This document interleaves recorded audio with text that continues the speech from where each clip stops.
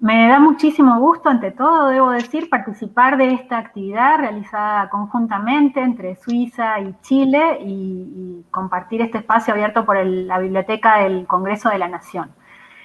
Pero vamos, que tenemos poco tiempo, así que directo al tema.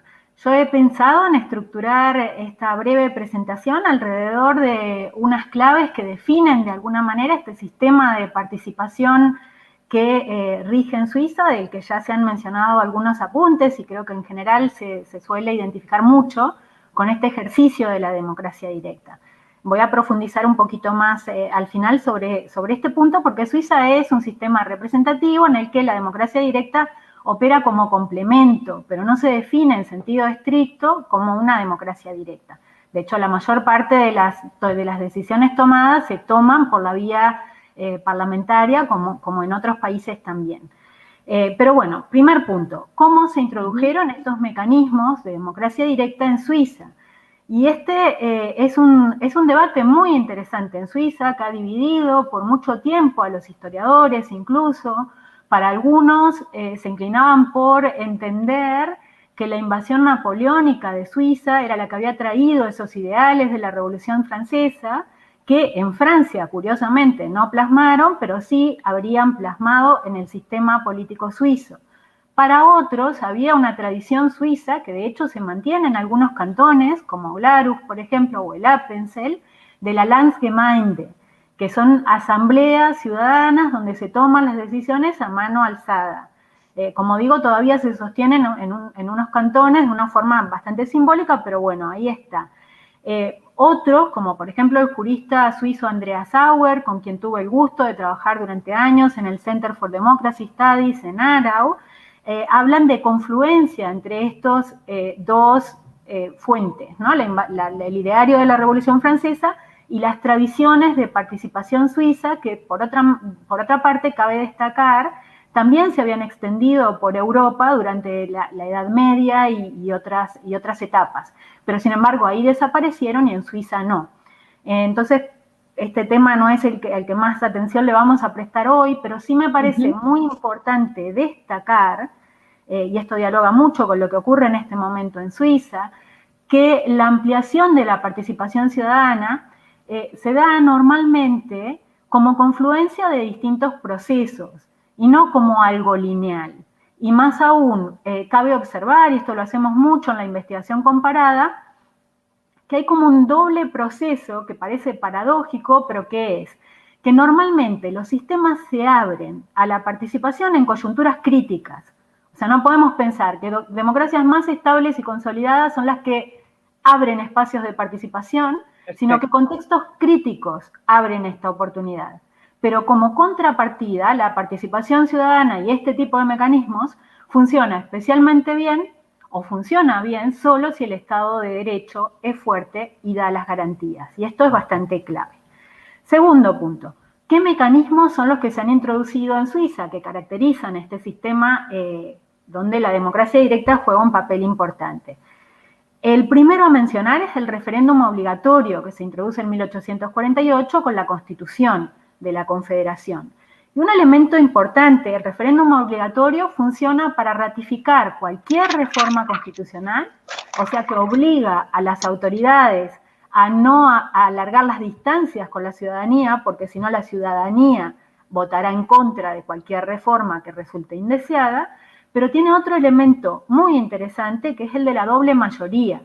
Para este tipo de referendos se obliga a una mayoría de la ciudadanía, pero también a una mayoría de los cantones. Y esto es interesante porque un elemento fuerte en el sistema suizo es el federalismo. No se puede pensar el sistema político suizo sin tener en cuenta el federalismo. Otro mecanismo sumamente interesante, dije antes, el obligatorio se introdujo en el 48. Es el referéndum facultativo que se introduce en 1874. O sea que de vuelta, no es que hay un momento en que se introduce y queda para siempre. Ha habido reformas a lo largo del tiempo, incluso hasta épocas relativamente recientes de este sistema, que puede verse como algo que se va adaptando o perfeccionando, depende de quién lo evalúe y la mirada que haga. El referéndum facultativo, también muy importante en el esquema de contrapesos suizo, lo que hace es otorgar a la ciudadanía la capacidad de votar en contra y vetar cualquier ley o reforma legislativa aprobada por el Congreso. Muy importante otra vez, porque una reforma impopular será vetada y los parlamentarios lo saben. Y esto invita a que en los procesos de elaboración de leyes en Suiza haya un amplio, normalmente, proceso de debate de esas leyes para no correr el riesgo de que sean vetadas. ¿Cómo funciona? Muy básicamente, con 50.000 firmas y en un periodo de 3 meses a partir de que se aprueba esta ley o reforma. Y creo que es un mecanismo sumamente interesante, porque también uno de los análisis que hace la gente que estudia muy en profundidad el caso suizo es que el éxito aquí no se ve tanto en que se activen con mucha frecuencia, sino en que no sea necesario activarlos, porque querrá decir que el proceso de diálogo está ahí funcionando bien. Pero a su vez queda como una especie de válvula de seguridad para aquellos momentos en que esos procesos de diálogo no han funcionado suficientemente bien. Otra cuestión a tener en consideración siempre al hablar de participación ciudadana es que la ciudadanía no es homogénea. Hay grupos, ¿no? Entonces siempre habrá grupos que tengan opiniones diversas, grupos e individuos con opiniones diversas. Y de lo que se trata es de tener una arena política que permita realmente alimentar un diálogo democrático y resolver los conflictos. Y eso es lo que creo que, en mi opinión, permite este sistema suizo. El tercer mecanismo muy importante, sumamente importante, es la iniciativa popular, introducida en 1891, que con 100.000 firmas en un periodo de 18 meses permite presentar propuestas de reforma constitucional. Y acá, algo de vuelta sumamente interesante de observar, dos aspectos que quisiera resaltar son, por un lado, que las estadísticas nos señalan que buena parte de estas iniciativas no tienen éxito. La tasa de éxito es relativamente baja. ¿Quiere decir esto que fallan? Pues no, quiere decir que los procesos de recolección de firmas y presentación de este tipo de leyes abren espacios amplios de debate que a menudo lo que hacen es introducir temas en agenda y generar modificaciones en las propuestas iniciales. Y ahí viene el segundo elemento que quería destacar en relación a este mecanismo, que es la contrapropuesta legislativa. ¿Cómo funciona la contrapropuesta? Frente a una iniciativa ciudadana, el Parlamento puede introducir una contrapropuesta. Entonces, una de las acusaciones que se suele hacer a la democracia directa es que es binaria y que se vota entre un sí y un no. La iniciativa ciudadana suiza nos muestra que no necesariamente es así. Es relativamente común, o ocurre incluso con cada vez mayor frecuencia a lo largo del tiempo, que en un proceso determinado se vote entre una iniciativa ciudadana, una contrapropuesta parlamentaria e incluso una propuesta intermedia elaborada por parte de la comisión promotora de la iniciativa y ciertos sectores del Parlamento que sean afines a la propuesta. Entonces tenemos que elegir entre 4 opciones. Una propuesta normalmente más radical de la ciudadanía, sostener el statu quo, una contrapropuesta parlamentaria e incluso una cuarta opción que sería un intermedio, lo que abre un amplio espacio de debate y hace que el policy making no sea como un punto final, sino que a lo largo del tiempo, especialmente con temas como el medio ambiente y demás, se vaya profundizando en una agenda que pueda ir, en el caso del medio ambiente, siendo cada vez más respetuosos, por ejemplo, con el medio ambiente, pero a la vez ir ajustando la economía para que no se vea tan afectada la adaptación a determinados estándares más elevados para poder, como decía, combinar el respeto al medio ambiente con el sostén económico. Tenemos poco tiempo, yo tenía acá apuntados unos cuantos números, creo que voy a ir un poquitito más rápido, pero sí me gustaría destacar también que estos mecanismos se usan con mucha frecuencia.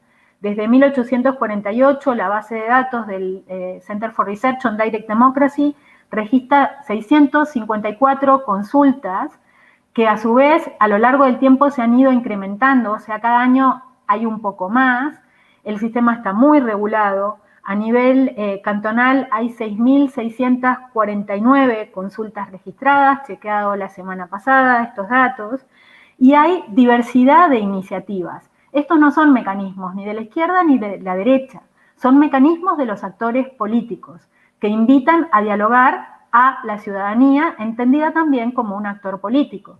Y por dar algún ejemplo, por ejemplo, el 27 de septiembre, un partido de derecha promovió una iniciativa para limitar la libre circulación de personas, el espacio Schengen en Suiza. Perdió, y era la derecha.